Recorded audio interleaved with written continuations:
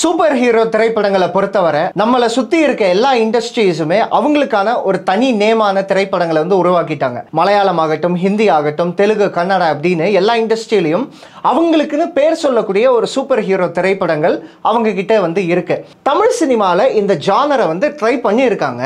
ஆனா ஏதோ ஒரு விதத்துல அந்த ஜானர் வந்து ஒர்க் ஆகாம போயிருக்கு. அவங்களோட ஹானஸ்ட் அட்டெம்ப்ட் அப்படிங்கிறது அந்த திரைப்படங்கள்ல இருக்கா அப்படின்னு பார்த்தா அது ஒரு மிகப்பெரிய கேள்விக்குறிதான். உண்மையிலேயே தமிழ் சினிமால சூப்பர் ஹீரோ திரைப்படங்கள் ஏன் வந்து பெருசா ஒர்க் ஆகல அப்படிங்கறத இந்த வீடியோல பார்க்க போறோம்.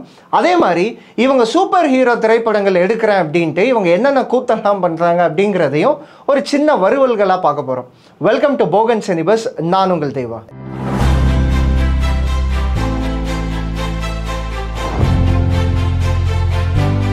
தமிழ் சினிமா பொறுத்தவரை சூப்பர் ஹீரோ திரைப்படங்கள் அப்படின்னு பார்த்தீங்கன்னா முகமூடி, கந்தசாமி, வெப்பன், வீரன், மாவீரன், ஏழாம் அறிவு, ஹீரோ இந்த மாதிரி படங்கள் வந்து சொல்லலாம்.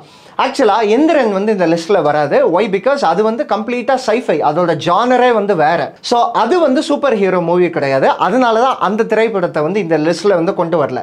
இதில் வீரன், மாவீரன், அதே மாதிரி ஏழாம் அறிவு இந்த 3 படத்தை தனியாக வச்சிருவோம். அதுலேயும் பிரச்சனைகள் இருக்குது. ஆனால் அந்த படங்கள் ஓரளவுக்கு நல்லா இருக்கும். அது ஏன் நல்லா இருக்கும், அதில் என்னெல்லாம் ஒர்க் ஆகலை அப்படிங்கிறத அடுத்து பார்ப்போம்.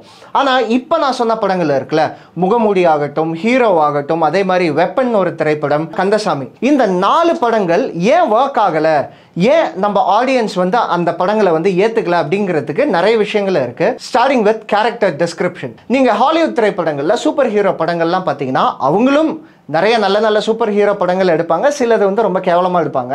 பட் நல்லா இருக்க சூப்பர் ஹீரோ திரைப்படங்கள்லாம் பார்த்தீங்கன்னா அந்த கேரக்டர் ஆர்க் அப்படிங்கிறது சூப்பராக இருக்கும். ஒரு ஹீரோ ஒரு நார்மலாக இருக்கவன் எப்போ சூப்பர் ஹீரோ ஆகிறான் அப்படிங்கிறதுக்கான ஒரு டைம் வந்து கண்டிப்பாக எடுக்கும்.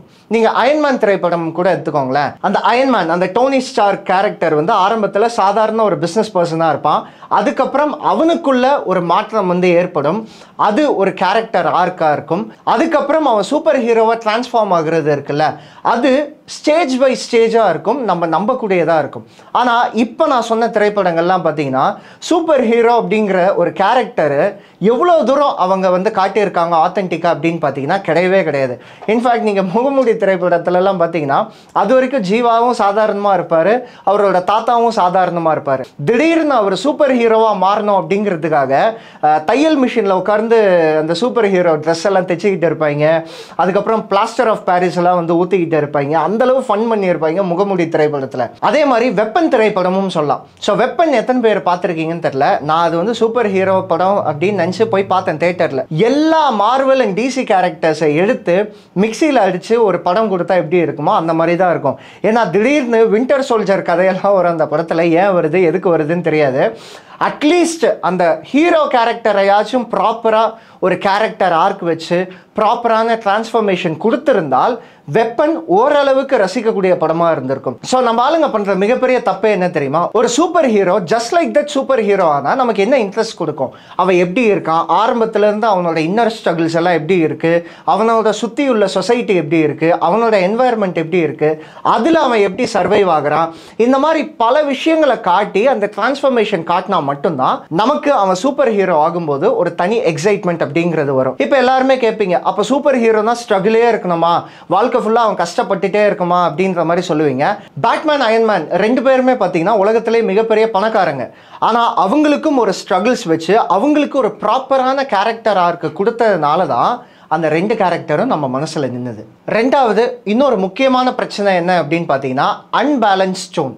ஆக்சுவலாக ஹாலிவுட்டில் ஒரு சூப்பர் ஹீரோ படம் எடுக்கிறாங்க அப்படின்னா அந்த ஜானருக்கு எவ்வளோ தூரம் உண்மையாக இருக்கணுமோ அந்த மாதிரி தான் இருப்பாங்க. ஆனால் நம்ம ஆளுங்க சூப்பர் ஹீரோ படம் எடுக்கிறதுக்கு என்னென்ன கூத்தெல்லாம் பண்ணுவாங்க பார்த்தீங்கன்னா, ஹீரோ இன்ட்ரடக்ஷன் சாங் வைப்பாங்க, கமர்ஷியல் ஜோனாக என்னென்னலாம் வைக்கணுமோ வைப்பாங்க, காமெடி வைப்பாங்க. அது சிரிப்பு வராது, அது வேற விஷயம். இந்த மாதிரி பல கமர்ஷியலான விஷயங்களை சூப்பர் ஹீரோ படங்களில் பிளெண்ட் பண்ணும்போது நமக்கு என்ன ஒரு எக்ஸைட்மெண்ட் இருக்கும் அப்படின்ற ஒரு கேள்வி இருக்குது. அதுக்கு பேசாமல் நான் கமர்ஷியல் மூவியே பார்த்துப்பேனே. இன்னொரு பிரச்சனையும் இருக்குது. பொதுவாக நம்ம ஊரில் பெரிய பெரிய ஸ்டார்ஸ் ரஜினி, விஜய், அஜித் இவங்க படங்கள்லாம் பார்த்தீங்கன்னா அவங்களே ஒரு சூப்பர் ஹீரோ மாதிரி தான் இருப்பாங்க இந்த படத்தில். இது இல்லாமல் நான் தனியாக சூப்பர் ஹீரோ படம் பார்க்கணும் தமிழில் அப்படின்னா அதுக்கு தனியாக ஒரு ஒர்க் ஒன்று பண்ண வேண்டியது இருக்குது. அந்த ஜானருக்கு ரொம்ப ரொம்ப உண்மையாக இருக்க வேண்டியதாக இருக்குது. ஸோ இப்போ நான் சொன்ன படங்கள் கந்தசாமி ஆகட்டும், முகமூடி ஆகட்டும், ஹீரோ படம் ஆகட்டும், இந்த 3 படங்கள்லையும் பார்த்தீங்கன்னா அந்த ஜானருக்கும் உண்மையாக இருந்திருக்க மாட்டாங்க. சரி கமர்ஷியலாவாச்சும் எடுக்கிறேன்னா அதுக்கும் உண்மையாக இருக்க மாட்டாங்க. ஸோ ரெண்டுமே அவங்க பேலன்ஸ் பண்ண முடியாமல் அது ஒரு மிகப்பெரிய பிரச்சனையாக பார்க்கப்படுது.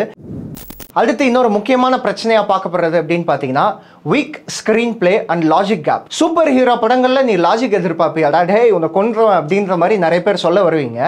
ஆக்சுவலாக சூப்பர் ஹீரோ படங்களுக்கு லாஜிக் தேவை இல்லை, ஆனால் அது நம்மளை கன்வின்ஸ் பண்ணணும். இப்போ அயன்மேன் பறக்கிறாருன்னா அதுக்கு பின்னாடி அந்த ஆர்க் ரியாக்டர் அந்த மாதிரி பல விஷயங்கள் அதெல்லாம் ஒரிஜினலாக கிடையாது, ஆனால் அதை நம்ப வைக்கிறாங்க இல்லையா, அதுதான் நமக்கு தேவை. இப்போ நம்ம பார்த்த சூப்பர் ஹீரோ திரைப்படங்களில் ஹீரோ படமே எடுத்துப்போமே, நம்ம ஹீரோ படத்தில் சிவகார்த்திகேயன் அவர்கள் அந்த பைக்கெல்லாம் வச்சு ஸ்டண்ட் எல்லாம் இஷ்டத்துக்கு பண்ணுவார். பைக்கை சுரட்டுவார், பைக்கை தூக்கின்னு போய் லாரி மேலாம் பார்க் பண்ணுவார். இந்த மாதிரி அவருக்கு என்ன பவர் இருக்குது? அவர் பார்த்தீங்கன்னா ஒரு சாதாரண மனுஷன், அவருக்கு அர்ஜுன் செஞ்சு கொடுத்த கேட்ஜெட்ஸ் தான் இருக்கும். அந்த கேட்ஜெட்ஸ் வச்சுட்டு அந்த பைக்கில் ஸ்டண்ட் எல்லாம் பண்ண முடியுமா? அதுக்கு முன்னாடி அவர் ஸ்டண்ட்டாக ஏதாவது பண்ணியிருக்காருன்னு கிடையாது. அவர் பார்த்தீங்கன்னா டூப்ளிகேட் சர்டிஃபிகேட் அடிச்சு கொடுத்துன்னு இருப்பார் அந்த படத்தில். அப்போது அவரால் எப்படி அந்த ஸ்டண்ட் பண்ண முடியுது? இதை நம்ப வைக்கிறது அவங்களோட கடமை இல்லையா? இந்த மாதிரி தமிழ் ஃபிலிமில் எடுக்கப்படுற சூப்பர் ஹீரோ திரைப்படங்களுக்கு அந்த லாஜிக்கை எவ்வளோ தூரம் நமக்கு கன்வின்ஸ் பண்ணுறாங்க அப்படிங்கிறத பொறுத்து தான் அந்த படம் வந்து எக்ஸைட்டடாக இருக்கும். தமிழில் அதை பண்ண மிஸ் பண்ணிட்டாங்க அப்படிங்கிறது ஒரு மிகப்பெரிய வருத்தம். இன்னொரு முக்கியமான பிரச்சனையாக பார்க்கப்படுறது என்னன்னு பார்த்தீங்கன்னா ஒரிஜினாலிட்டி நம்ம சூப்பர் ஹீரோஸ்க்கு வந்து கிடையாது. முகமூடி ஆகட்டும், கந்தசாமி ஆகட்டும், ஹீரோ ஆகட்டும், ஸோ இந்த 3 படமுமே பார்த்தீங்கன்னா பேட்மேன் அதை பேஸ் பண்ணி தான் இருக்கும். ஸோ ஹீரோக்கு வந்து எந்த சூப்பர் பவர்ஸுமே ஸ்பெஷலாக வந்து இருக்காது. அவருக்கு ஒன்று கேட்ஜெட்ஸ் இருக்கும், ஆர் அவரை காப்பாற்றிக்க, ஆர் அவர் வந்து சூப்பர் ஹீரோவை ப்ரொஜெக்ட் பண்ணிக்கிறதுக்காக அவருக்கு ஸ்பெஷல் எக்யூப்மெண்ட்ஸ் அப்படின்றது இருக்கும். முகமூடியெல்லாம் ஒன்றுமே இல்லை, வெறும் பிளாஸ்டர் ஆஃப் பாரிஸில் செஞ்ச ஒரு சூட் அவ்வளோதான், ஒரு விங்ஸ் அவ்வளோதான், இதை வச்சே அவங்க வந்து ஓட்டியிருப்பாங்க. ஸோ நம்ம ஊரில் திரைப்படங்கள் இந்த சூப்பர் ஹீரோ படங்கள் எடுக்கும்போது இன்ஸ்பயர் பண்ணுறது தப்பு இல்லை, அதுக்காக அப்படியே எடுக்கிறது தான் தப்பு. அதை கொஞ்சம் நேட்டிவிட்டியோட மிக்ஸ் பண்ணி அதை எவ்வளோ தூரம் நம்ம ஊருக்கு ஏற்ற மாதிரி ஒரிஜினலாக கொடுக்குறாங்களோ அப்போ கண்டிப்பாக சூப்பர் ஹீரோ திரைப்படங்கள் நம்ம ஊரில் ஒர்க் ஆகும். இவ்வளோ வேலை பார்த்துட்டு மிஷ்கின் ஸ்டேஜில் என்ன தெரியுமா சொன்னாப்புல, நான் படம் எடுக்கிறதுக்கு முன்னாடி நோலன் ராஸ்கல் என்னை பார்த்து டார்க் நைட் படம் எடுத்துட்டான் அப்படின்னாப்ல. நான் வந்து ஒரு சூப்பர் ஹீரோ படம் இருக்குன்னு நினைக்கும் போது தான் நோலன் ராஸ்கல் அங்கேருந்து ஒரு படத்தை பண்ணி இங்கே விட்டான். அடுத்து என்னன்னா போர் விஎஃப்எக்ஸ் அண்ட் ப்ரொடக்ஷன் குவாலிட்டி. இது தமிழ் சினிமாவில் மட்டும் இருக்கான்னு கேட்டிங்கன்னா கிடையாது, இந்திய சினிமாலேயே இந்த ஒரு பிரச்சனை இருக்குது. பெரிய பட்ஜெட் படங்களில் மட்டும்தான் நல்ல டைம் எடுத்து இன்வெஸ்ட் பண்ணி அந்த விஎஃப்எக்ஸ் அப்படிங்கிறத நல்லாவே கொண்டு வருவாங்க. ஆனால் தமிழ் படங்கள் ஆகட்டும், குறிப்பாக தமிழ் படம் மட்டும் நம்ம இப்போ பேசுகிறதுனால ஸோ அதுக்குள்ளேயே நம்ம இருக்கலாம். ஸோ தமிழ் படம் சூப்பர் ஹீரோஸில் பார்த்தீங்கன்னா விஎஃப்எக்ஸ் அப்படிங்கிறதுல ரொம்ப ரொம்ப காம்ப்ரமைஸ் அப்படிங்கிறது இருக்குது. ஏன்னா இங்கே டைம் அண்ட் பட்ஜெட் அப்படிங்கிறது ஒரு மிகப்பெரிய இஷ்யூஸாகவே இருக்குது. ஏன்னா சூப்பர் ஹீரோ திரைப்படம் அப்படிங்கிறது விஎஃப்எக்ஸ் ஒர்க் அப்படிங்கிறது அதிகமாக தேவைப்படும். அந்த டைமை கொடுக்காம அவசரமாக விஎஃப்எக்ஸ் பண்ணும்போது அந்த ப்ரொடக்ஷன் குவாலிட்டி ஆர் அவுட்புட் வந்து இப்படி தான் இருக்கும். அதே மாதிரி இங்கே தமிழ் சினிமாவில் ஒரு சூப்பர் ஹீரோ நான் ட்ரீம் ப்ராஜெக்டாக எடுக்க போகிறேன் அப்படின்னு யாராவது வந்தால் அங்கே பட்ஜெட் படத்துக்கு போகுதா இல்லை ஸ்டாருக்கு போகுதா அப்படிங்கிற ஒரு மிகப்பெரிய கேள்வி அப்படிங்கிறது இருக்குது. ஏன்னா இந்த மாதிரி ஒரு ஆஸ்பைரிங் ப்ராஜெக்ட் அப்படின்னு வரும்போது கண்டிப்பாக ஸ்டார் காஸ்ட் அப்படிங்கிறது பெருசாக வேணும்.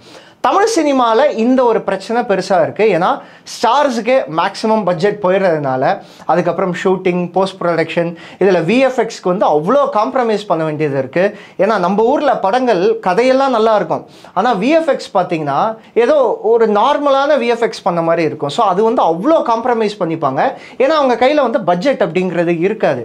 இப்படி இருக்கும்போது நம்ம எங்கே சூப்பர் ஹீரோ படங்கள்லாம் எதிர்பார்க்குறது? ஸ்ட்ராங் வில்லன் அப்படிங்கிற ஒரு விஷயத்தையே வந்து நம்ம ஊர் சூப்பர் ஹீரோ படங்களில் வந்து மறந்துட்டாங்க. ஏன்னா சூப்பர் ஹீரோ அப்படின்னும் போது டாமினண்டான வில்லன், அந்த வில்லன் அவனை அழிக்கிறதுக்கு சூப்பர் ஹீரோ வந்தாதான் முடியும் அப்படின்னு இருந்தால் தான் நமக்கு எக்ஸைட்டிங்காக இருக்கும். ஆனால் இப்போ நம்ம தமிழ் படங்கள்லாம் பார்த்தீங்கன்னா எந்த ஒரு வில்லனுமே அவ்வளோ ஸ்ட்ராங்காலாம் இருக்கவே மாட்டாங்க. ஹீரோ படமே எடுத்துப்போமே, ஹீரோ படத்தில் வில்லனோட ஒர்க் என்ன அப்படின்னு பார்த்தீங்கன்னா அந்த அறிவை திருடுறது, அவங்களோட ஐடியாஸை திருடிட்டு அவங்கள வந்து டிசேபிள் பண்ணுறது ஆர் அபேண்டன் பண்ணுறது, இதுதான் அந்த வில்லன் கேரக்டர். அவனை அழிக்கிறதுக்கு உண்மையிலேயே சூப்பர் ஹீரோ தான் வேணுமா அப்படின்னு கேட்டால் கிடையாது. இவர் சிவகார்த்திகேயன் நார்மல் ஹீரோவாகவே அவரை வந்து அழிக்க முடியும். ஏன்னா அப்படி தான் நமக்கு கமர்ஷியல் படங்களே எடுப்பாங்க. இதுக்கு ஒரு சூப்பர் ஹீரோ தேவையா அப்படிங்கிற ஒரு கேள்வியே இருக்குல்ல. இதுக்கு பெஸ்ட் எக்ஸாம்பிளாக மின்னல் முரளி சொல்லலாம். மின்னல் முரளியும் ஒரு இன்ஸ்பயர் படம் தான். ஸோ அதில் வர்ற அந்த சூப்பர் பவர்ஸ் ஆகட்டும் எல்லாமே நமக்கு தெரிஞ்ச நிறைய சூப்பர் ஹீரோ படங்கள், ஃப்ளாஷ், இந்த மாதிரி நிறைய படங்கள் பார்த்து இன்ஸ்பயர் ஆகியிருக்காங்க தான். ஆனால் அதில் வில்லன் கேரக்டர் அவ்வளோ சூப்பராக எழுதியிருப்பாங்க. நம்ம குரு சோமசுந்தரம் வாழ்ந்திருப்பார் அந்த கேரக்டரில். அதில் என்ன ஒரு ட்விஸ்ட் அப்படின்னா, வில்லனுக்கும் ஹீரோவுக்கும் ஈக்குவல் பவர், ரெண்டு பேரும் எப்படி அடிச்சுக்க போகிறாங்க. ஈக்குவல் பவராக இருக்கும்போது ஹீரோ எப்படி அவனை ஜெயிக்க போகிறான். இந்த ஒரு எக்ஸைட்மெண்ட் இருக்குல்ல, இந்த எக்ஸைட்மெண்ட் நம்ம தமிழ் சினிமாவோட சூப்பர் ஹீரோ படங்களில் இல்லை அப்படிங்கிறது தான் ஒரு மிகப்பெரிய கம்ப்ளைண்ட். ஃபைனலி கியூவை விட்டு தள்ளி வச்சோம்ல, அந்த படங்களை எடுப்போம். வீரன், மாவீரன் அண்ட் ஏழாம் அறிவு. இந்த 3 படங்களும் ஆக்சுவலாக நல்லா வந்திருக்க வேண்டிய சூப்பர் ஹீரோ திரைப்படங்கள்.